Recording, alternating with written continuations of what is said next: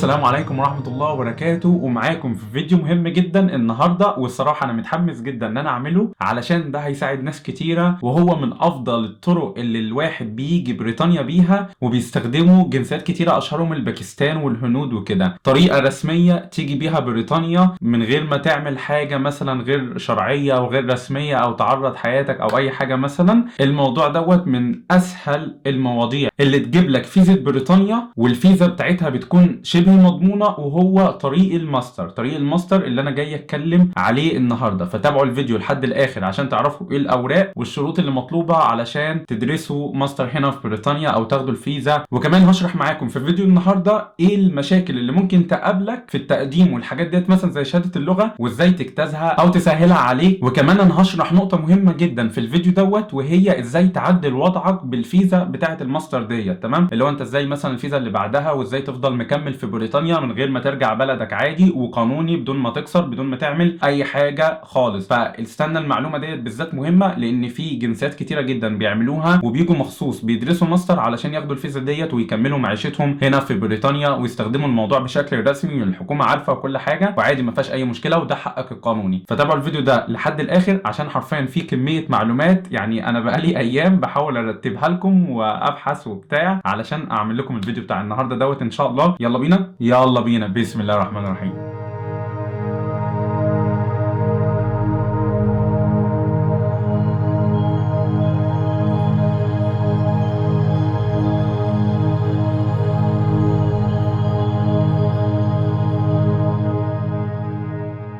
شرحت معاكم في الفيديو اللي فات عن شروط وتفاصيل والاوراق المطلوبه للواحد علشان يقدم على بكالوريوس. انا عامل بقى الفيديو دوت بتاع الماستر لوحده، مع اني دايما بدمج الاثنين مع بعض، بس علشان الماستر دوت حرفيا يعني ميزه كويسه، لان هو اول حاجه حابب اقولها لكم عن دراسه الماستر هنا هي سنه واحده فقط. دراسه الماستر سنه واحده فقط، تمام. وبالنسبه كمان للناس اللي سمعوا الفيديو اللي فات هيلاقوا ان الجامعات في بريطانيا مش بتعترف بالشهاده الثانويه المصريه يعتبر للاسف وكده، وبيضطر ياخد سنه تحضيريه وحاجات من دي. اللي بيدرس بقى الماستر اللي بيقدم على الماستر هنا مش لازم ياخد سنين تحضيريه، الحمد لله بيعترفوا بالشهاده الجامعيه من مصر البكالوريوس من اي تخصص عادي، وطالما انت معاك شهاده بكالوريوس فانت الدنيا معاك تمام ومش محتاج تدخل سنه تحضيريه عشان تبدا التخصص بتاعك. لا، انت الحمد لله بتقدم وتبدا التخصص بتاعك لما تتقبل وتيجي هنا وتاخد هي سنه واحده فقط بدون اي اضافات ان شاء الله. النقطه الاجمل كمان في الموضوع وهو مثلا ان في البكالوريوس بيركزوا شويتين مع المجموع، ومجموعك في الفيزياء والماس والحاجات ديت بيشوفوا مثلا مجموعك اقل من 70 ولا فوق 60 ولا مثلا فوق 80 وحاجات من دي، وبيطلبوا ارقام عاليه شويه في المجاميع. مثلا في الماستر بقى عادي لو انت مثلا مجموعك في نواحي 60 70، هو على حسب طبعا الجامعه اللي انت هتقدم عليها. ما تجيش مثلا تقدم على جامعه قويه جدا زي جامعه مانشستر مثلا ليدز او حاجه ويبقى مجموعك قليل جدا، فانت تقدم على جامعه تناسب مجموعك. شايف مجموعك قوي والدنيا معاك كويسه وورقك قوي، عادي مفيش مشكله، قدم على جامعات قويه وحاول تنافس فيها، بس برضو تخلي ايه معاك فرصه للجامعات الاضعف شويه علشان ان شاء الله تطلع بقبول في الاخر. لو انت مجموعك اساسا قليل وكده حاول تقدم في جامعات بره، بس ان شاء الله تتقبل. لو حتى مجموعك قليل شويه فانت بس تحاول تركز في الاوراق الثانيه اللي هو زي البيرسونال ستيتمنت والحاجات دي اللي هنتكلم عنها النهارده، وان شاء الله يكون ليك فرصه قبول قويه. طب يا عم ادم بسط لنا الموضوع شويه وقول لنا ايه الاوراق عشان بس نسمي الله ونبدا نشوف احنا معانا الحاجات ديت، ولا هنقفل الفيديو دوت ونشوف اللي بعده وهكذا ونفضل نحلم وخلاص. لا يا عم انا مبسط لك الموضوع خالص. اول حاجه في الاوراق هي صوره الباسبور، صوره الباسبور اللي كله عارفها، تمام. تاني حاجه في موضوع الاوراق هو الترانسكريبت بتاعك بتاع الجامعه، اللي هو مثلا انت مخلص البكالوريوس هتجيب الترانسكريبت بتاعك. ويا سلام كمان، يعني بصوا الزيتونه الجميله، لو انت عرفت تطلع الترانسكريبت بتاعك بالانجليزي من جامعتك مختوم من الجامعه، ولا محتاج تلف بيه على الخارجيه ولا السفاره البريطانيه ولا مترجمين معتمدين واختام ومصاريف زي مثلا ما بتضطر تعمل لما تيجي تقدم على تركيا او المانيا او اي بلد تانية. هنا تقريبا باسك وبس بزياده ولا كده زي ما قلت في فيديو البكالوريوس. المهم يعني الموضوع بسيط في موضوع الاوراق، يعتبر كده الايه صوره الباسبور وشهاده البكالوريوس اللي هي المفروض بالانجليزي، ولو طلعتها بالعربي ترجمها عند مترجم معتمد بالانجليزي، ويبقى انت كده ايه يعتبر اهم حاجتين جاهزين. تاني نقطه وهي موضوع البيرسونال ستيتمنت. يا جماعه عايز افهمكم بس ان البيرسونال ستيتمنت اللي هو خطاب النوايا هنا في بريطانيا بيركزوا فيه وبيقراوا بتاع كل واحد. انت كل بيرسونال ستيتمنت هتكتبها هتفرق معاهم جدا، بتفرق معاهم كمان بعيدا عن انت كاتب مثلا كلام حلو او كلام وحش، هم طبعا بيشوفوا دوت ويقيموه وانت مخطط لايه في مستقبلك وكده بدراستك للتخصص دوت. بيركزوا جدا كمان مع الجرامر الجرامر بتاع الانجليزي اللي انت بتكتب بيه البيرسونال ستيتمنت دي. فحاول وانت بتكتب البيرسونال ستيتمنت تكون ما تعملش اخطاء املائيه او مثلا جرامر او حاجه. حاول مثلا تخلي حد يراجعه لك الانجليزي بتاعه اقوى مثلا منك ولا كده، وتراجعه يعني مع ناس، وتحاول ترتبه بشكل كويس وتكتب فيه حاجات عنك. ما تاخدش كوبي بيست من جوجل او واحد صاحبك قدم في منحه مش عارف في تركيا ولا شمال ولا يمين، تقوم يا عم هات البتاع بتاعه وتقدمها وتاخدها كوبي بيست. لا، اكتب حاجه خاصه بنفسك. لو حسوا ان انت واخد حاجات كوبي بيست من الانترنت اعرف ان انت هتترفض. البيرسونال ستيتمنت بتفرق معاهم جدا، عايزين يشوفوا انت بتفكر ازاي وليه عايز تيجي تدرس عندنا. تمام. فاوقات كمان عايز اقول لكم ان البيرسونال ستيتمنت بتقوي الواحد اللي مجموعه قليل في بعض الجامعات وممكن يقبلوه شويه وهو مجموعه قليل، بس هو مثلا عشان الشرح اللي هو كاتبه قوي والاسلوب والجرامر والحاجات دي. فدي من الحاجات اللي لازم تركزوا عليها كويس. تمام. الحاجه اللي بعدها بقى وهو خطابين تزكيه من اي دكتور في الجامعه عندك او مكان انت اشتغلت فيه.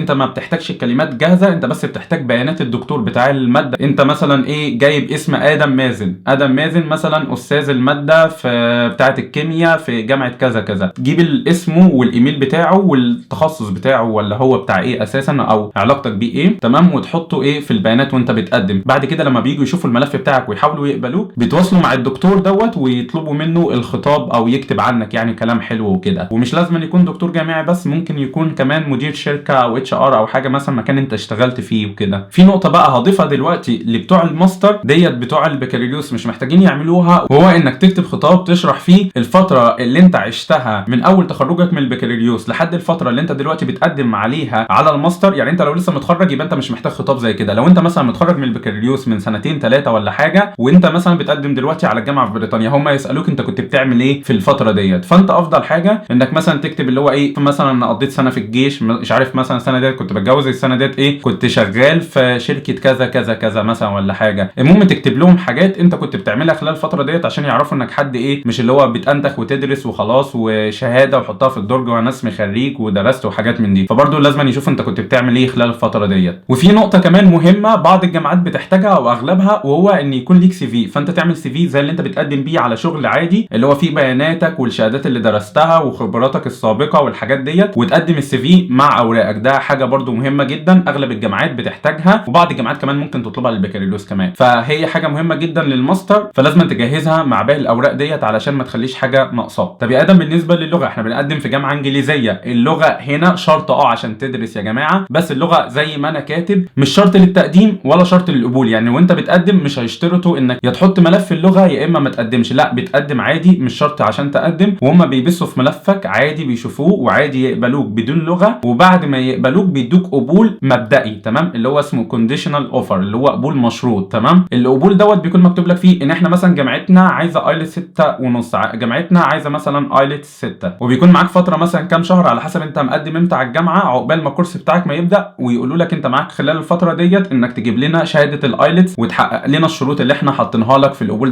عشان نديك الايه القبول النهائي. القبول النهائي اللي هو انت بقى بتاخده لبروسيس الفيزا والحاجات ديت. فعشان انت تقدم انت مش مضطر انك يكون معاك ايلتس مثلا او اي شهاده لغه. بل كمان عايز اسهل لكم الموضوع النهارده شويه، وعشان كده عامل الفيديو وبحب دايما احط تريكاتي مش كلام بس ايه اجيبه لكم من الموقع وخلاص واي حد يقدر يشوف. اللي متابعني مثلا من زمان عارف ان انا بحاول اسهل عليكم الموضوع يعني في كل بلد اروحها. ايه طيب يا ادم، في اول حاجه نقطه مهمه ان في جامعات كتيره هنا في بريطانيا بتقبل انك تجيب خطاب من الجامعه او من المكان اللي انت كنت بتدرس فيه يعني في مصر، واثبات ان انت كنت بتدرس تخصصك باللغه الانجليزيه. وغالبا او اغلب الجامعات بيعدوا لك الشرط بتاع الايلتس وان شاء الله يعني بيكون في تفاوض وان انت تبدا تخصصك بدون شهاده اللغه. تمام. انا يا عم كنت بدرس بالعربي والدنيا بايظه وانا ما ينفعش مثلا ان انا اجيب الورقه ديت، اعمل ايه يا ادم؟ عايز اقول لك في نقطه كمان جميله زيتونه كده عايز اقولها لك، وحاجه سريه مش هتسمعها بره كتير او اساسا ممكن تسمعهاش بره خالص. المهم وهي ان في حاجه اسمها بري سيشنال قبل الكورس. اغلب الجامعات او كلها يعني بتقدم حاجه اسمها بري سيشنال كورس. تمام. البري سيشنال للانجليزي بتاعه اقل من المتطلبات. يعني انت مثلا احنا دلوقتي الجامعه بعتت لك مثلا قبول مشروط وكاتبين لك في القبول ان احنا عايزين منك ايلتس 6،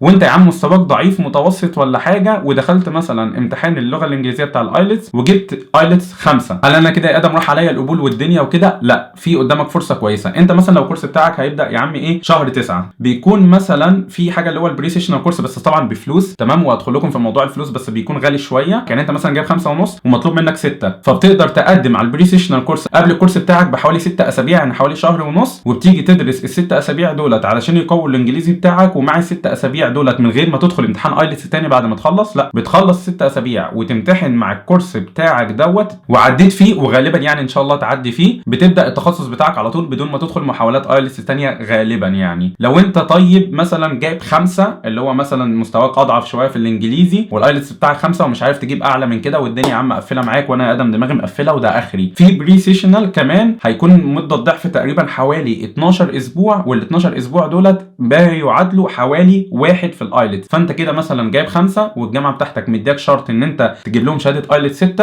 فيبقى كده الواحد وده ال5، فيبقى انت عادي تقدر تقدم على الفيزا والابلكيشن والحاجات دي كلها بالايلتس بتاعك اللي هو 5 وعادي، والسفاره تديك ان شاء الله الفيزا عادي مفيش مشكله. في ناس انا اعرفها كتير واخدوا الايه الفيزا بالمجموع دوت في الايلتس مفيش مشكله. بس المهم تكون برضو جايب قبول من الايه من البري سيشنال بتاع الجامعه عشان تكون قصاد او قد الشروط اللي الجامعه حاطينها لك عشان تبدا التخصص بتاعك بتاع الماستر. طب في يا جماعه سؤال بيجي لي كتير عن اغلب الفيديوهات الدراسيه اللي بعملها من بتوع الماستر خاصه، وسؤال يعني هو دايما هو واحد من كل الناس من كل الجنسيات، ايه هو؟ يا ادم انا درست مش عارف زراعه مثلا وعايز اعمل ماستر في البيزنس، ينفع؟ ينفع، اغلب الجامعات هنا ينفع الموضوع طالما مثلا بين تخصصات عاديه الموضوع يكون سهل شويه، بس ما تجيش مثلا تحاول تدخل في تخصص طبي او حاجه قريبه بعيده خالص عن مجالك. يعني انت مثلا درست هندسه مثلا وعايز تعمل بيزنس او حاجه مفيش مشكله، درست كمبيوتر ساينس عايز تعمل حاجه عن الاي اي ذكاء اصطناعي مش عارف ديزاين بتاع، يعني التخصصات ديت غالبا ان شاء الله باذن الله هتلاقي القبول فيها سهل شويه. وعموما قبول الماستر يا جماعه في البلد هنا في بريطانيا اسهل بكتير جدا من قبول البكالوريوس، فان شاء الله مش هتلاقي مشاكل كتيره في موضوع القبول بتاعك، وكمان هتلاقي نفسك بتتقبل في اكتر من جامعه. طب يا ادم جميل الدنيا كده جميله ولقينا قبول الماستر دوت سهل والدنيا كويسه، طيب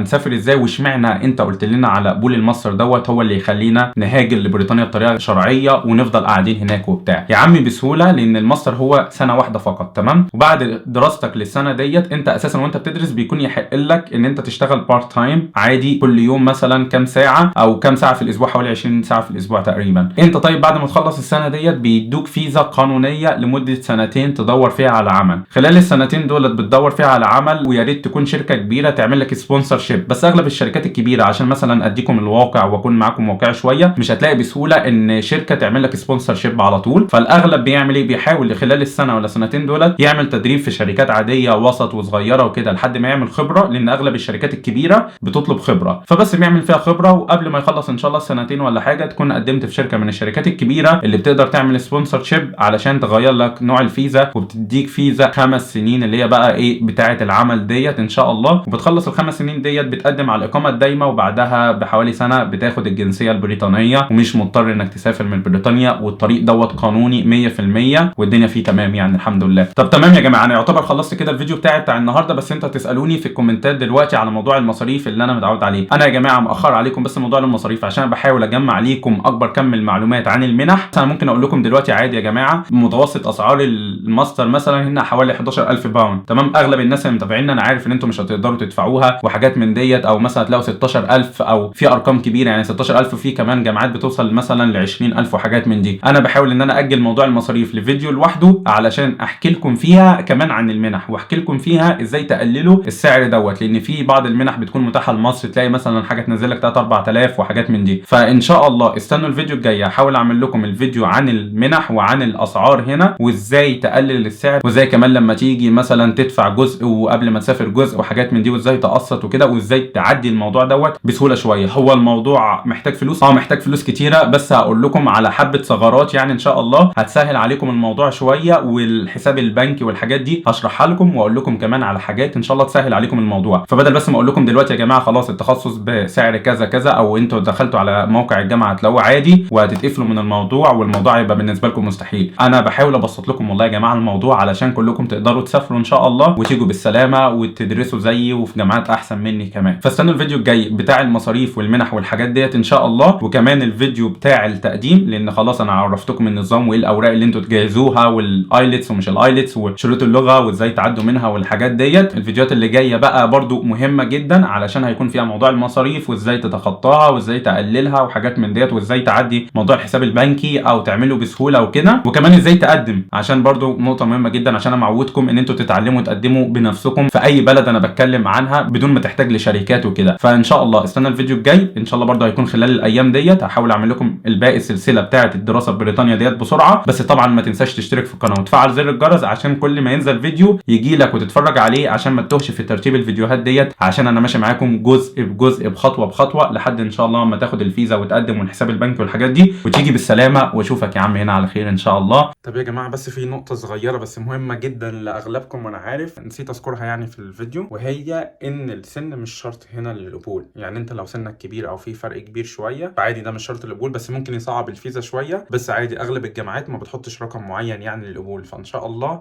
كلكم تقدروا تقدموا وتتقبلوا يعني ان شاء الله وتاخدوا الفيزا وتيجوا. والسلام عليكم ورحمه الله وبركاته.